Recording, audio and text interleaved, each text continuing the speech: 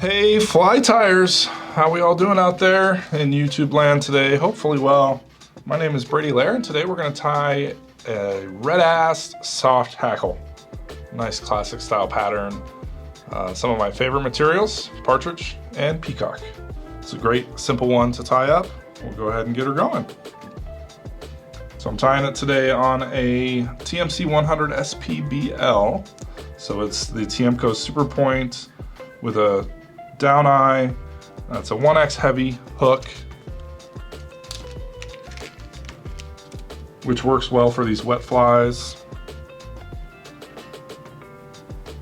And it's got a down eye on it. Nice hook. I really love those sharp points on the super points. It's a little bit upturned.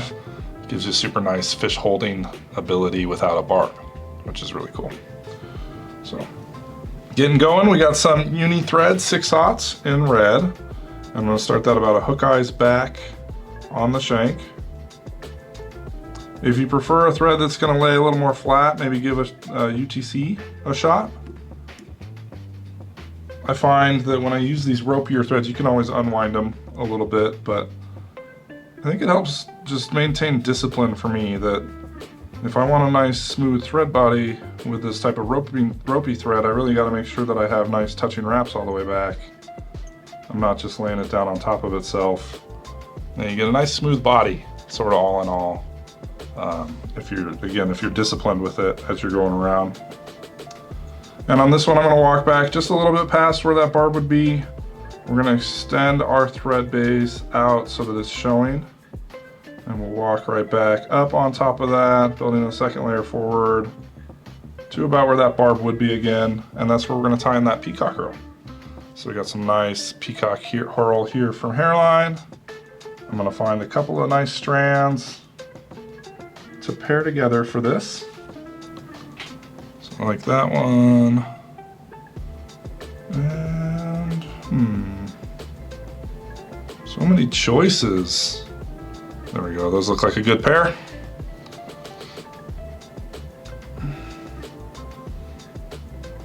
And we'll marry them together. If you can get them to face the same direction, that's ideal.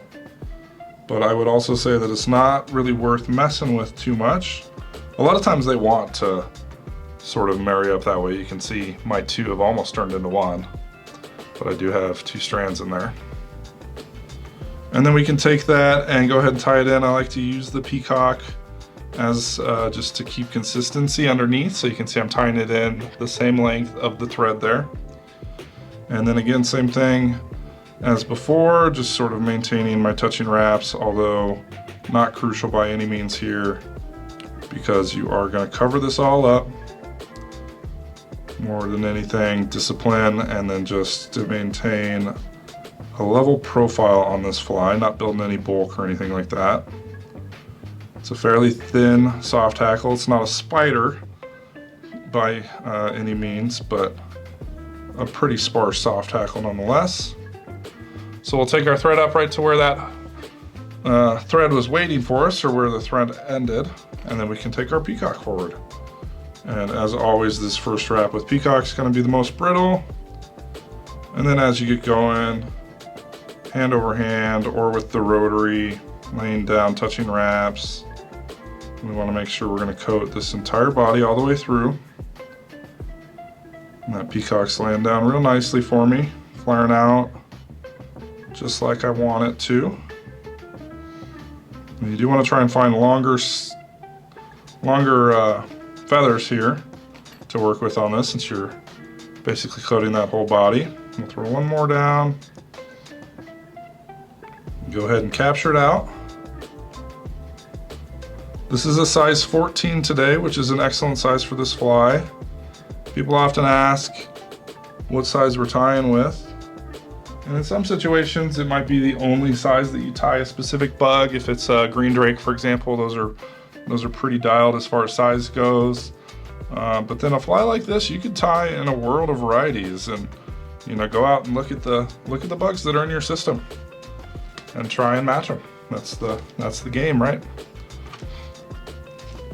All right, so then the next step we have here is to add some partridge in. So I got a nice partridge skin here. Great selection of different feathers. I'm working right now on these flies with this more gray grizzly styled versus the brown that you would use maybe on copper johns and things like that for legs. I want this grizzly light colored feather. And pluck one out of there. Find ourselves a good one.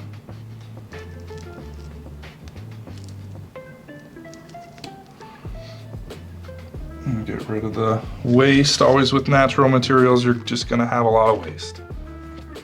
Sort of the deal. But now I'm gonna go ahead and prep that feather. Looks like I got two, so I can save that one for the next fly. I'm gonna remove all of the under fur, or under feather, the duffy stuff. Who knows if that's really a term or not. And I don't want too much for this, because I'm gonna, like I said, it's a little more sparse, so I'm only gonna do a couple wraps of the Partridge.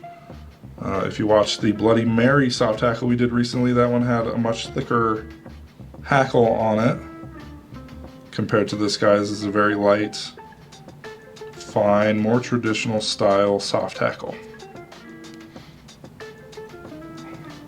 So we'll split it and tie it in. So basically you're grabbing the tips, probably seen me do this before if you've seen any of our videos.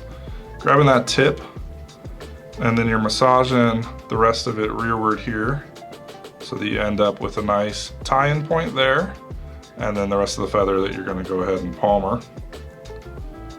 So we'll capture that off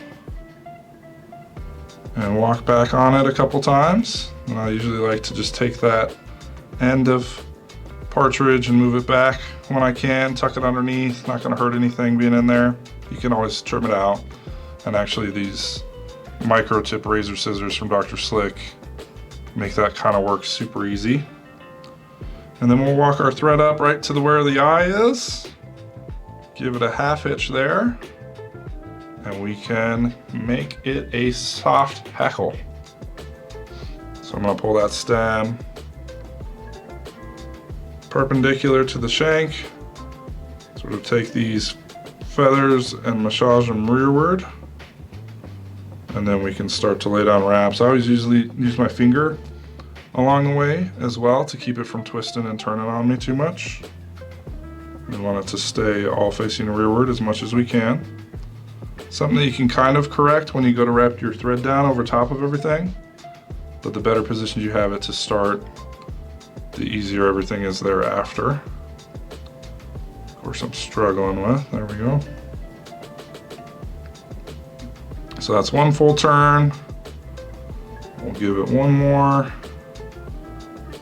Up and under.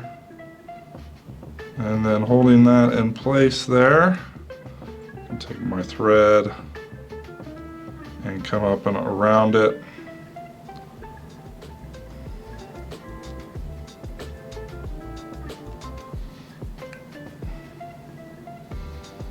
With some nice locking wraps.